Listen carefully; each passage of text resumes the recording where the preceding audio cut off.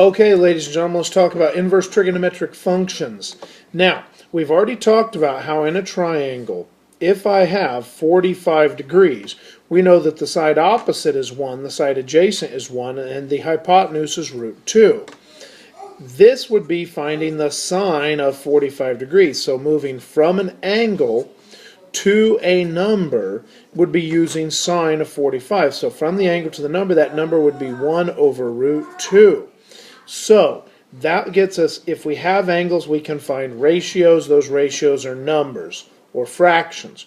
However, on the other hand, if I have 1 and I have 2 and I have root 3 square root, I want to find x. Well, in this particular case, I could use the sine of x, don't know what it is, equals opposite of 1 over a hypotenuse of 2. Now, although we can tell what this is from a special triangle, I'm using a special triangle to talk about all triangles in general. So in this case, we want to go from a number and we want to find some sort of angle.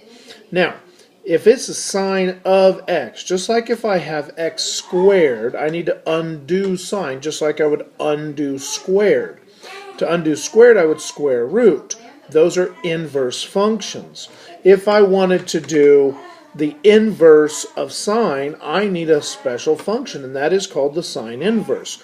But if I take the sine inverse of both sides, remember it is not times sine inverse of both sides.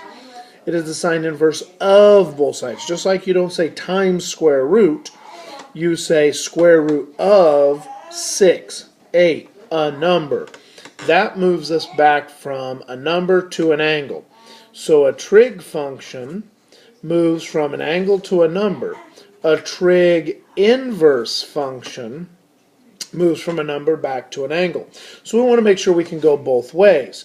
Now, in this case, what I can do is I can actually take something like this, where we have 1, 7, and 6, and say, well, we have a small issue here.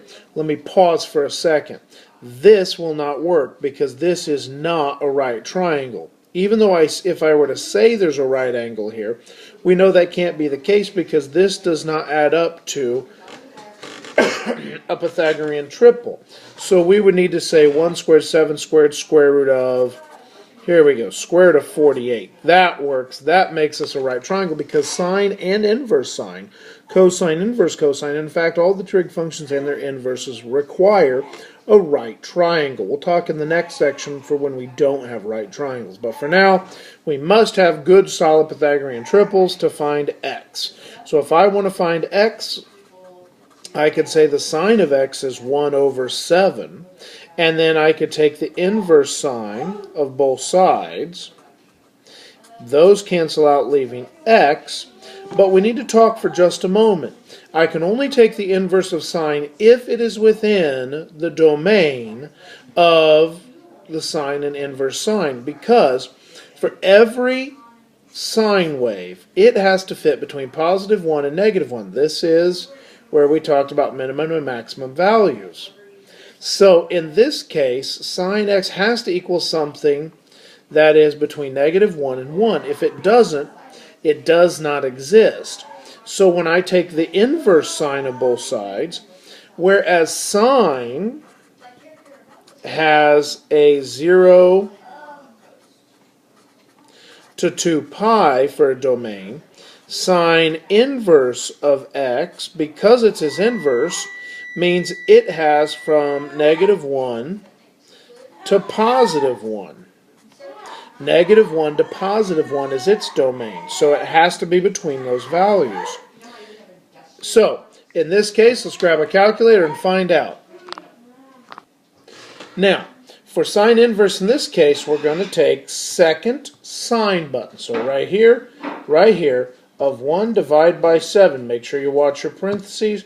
The answer in this case, 8.2. Now, I want to double check my mode. My mode is in degrees, so that would be 8.2 degrees. Now, I have equal to, but I really need to make this a squiggle because it is only an approximation because I am rounding. Now, if I were to go down to radians, I could do the same thing. Second quit, second sine. 1 divided by 7, that's totally fine as well. That turns out to be 0.14. So x is also approximately 0.14, but that would be in radians. So, ladies and gentlemen, either one of those is just fine depending on what the problem's asking for. Now, if I want inverse cosine, it's going to work the same way. So let's do cosine of x equals root 48 all over 7. So I'm going to say second cosine, second root 48, don't forget to end your parentheses here, divide by 7. And we come up with, not shockingly, 0.143 again. And we should, because the angle itself has not changed. It's only which way we're talking about the angle that's changed. Here we're using opposite hypotenuse. Here it was adjacent hypotenuse. Now, if I wanted to do tangent of x equals opposite over adjacent, 1 over root 48. So I'm going to say second tangent 1 divided by second square root 48. Answer is 0.143 again, so x equals 0.143. However, if I want to find the cosecant, if I want to find the inverse cosecant of x, the inverse cosecant of x, what is the inverse cosecant? That's not going to be of x, it's going to be the inverse cosecant of, so I have cosecant of x equals 1 over 7, so I take the inverse cosecant, and so we say x equals cosecant inverse of 1/7. Well, pause. Cosecant is going to be hypotenuse over opposite, so it is 7 over 1, so it is 7 over 1. There we go. Now, that is actually the whole trick to this, because you don't have an inverse cosecant button. Now, if you wanted to, you could go to Catalog's Variables. There is a cosecant button underneath your functions.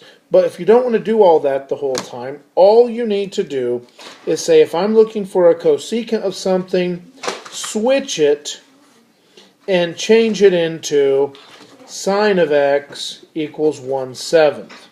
So what you're going to do is, instead of using inverse cosecant or inverse secant or inverse cotangent, you would simply shift it and change it from a cosecant to a sine, or a secant to a cosine, or a cotangent to a tangent, then do your inverse from there. So that's finding it algebraically. Next, we're going to talk about it graphically.